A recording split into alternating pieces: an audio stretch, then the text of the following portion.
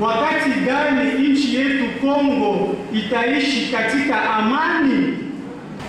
Kila siku vita, kila siku vita, kila siku kuua watu, kila siku vita, kila siku kuua watu, kila siku vita, kila siku kumwanga damu, kila siku vita.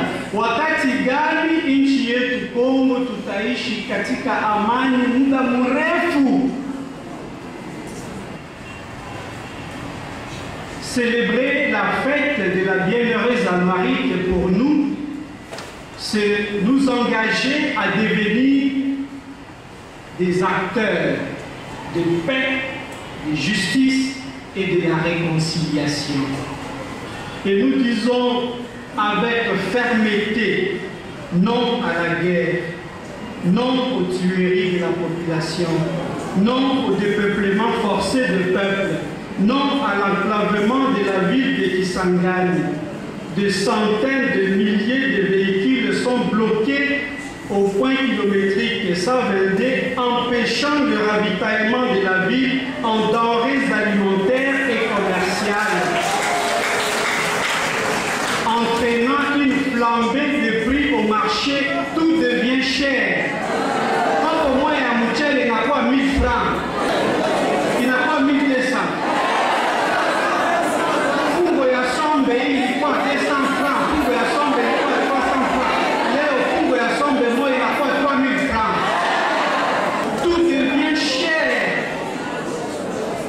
Possible qu'on ne peut pas arranger les routes pour permettre de ravitailler la ville en denrées alimentaires et commerciales.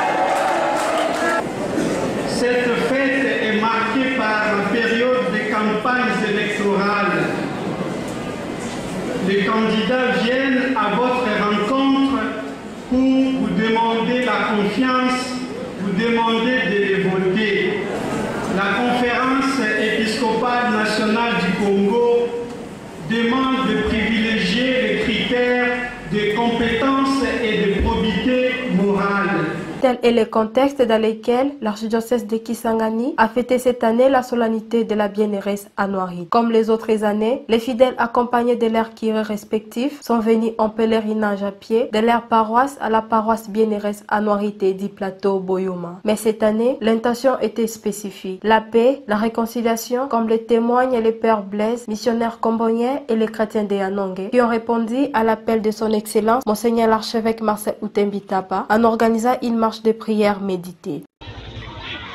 Obangate Zambi na zali na yo uto esti na kozongisa bino uto esti na kosangisa bino wana maloba ya elikia maenzamba akopesa biso ezali pe maloba ya elikia po ya bandeko babiso bakimi bandako na bango na Lubunga biso ba Kristo tozali kosambela pe kotia elikia te Nzambe oyo azongisaki bana ba Israel omboka ya bango mokolo moko azongisa bandeko babiso o bandako babango atia kimia ya solo atia boboto okati ya bango moto akosa bango te pote babandako bomana okati ya bango kasi bakolisa bondeko oyo Yesu Kristu ayeli biso.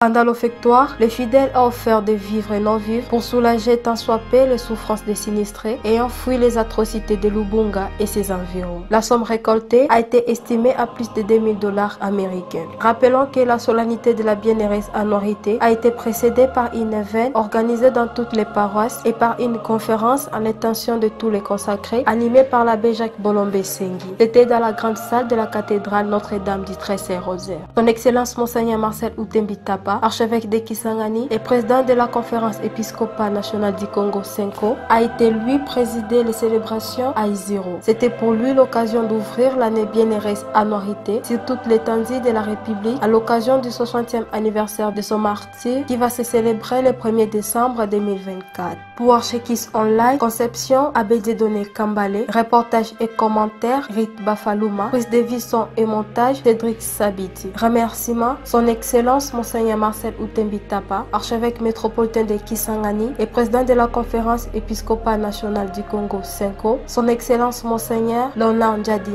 évêque auxiliaire de Kisangani, aumônerie universitaire paroisse Saint-Esprit.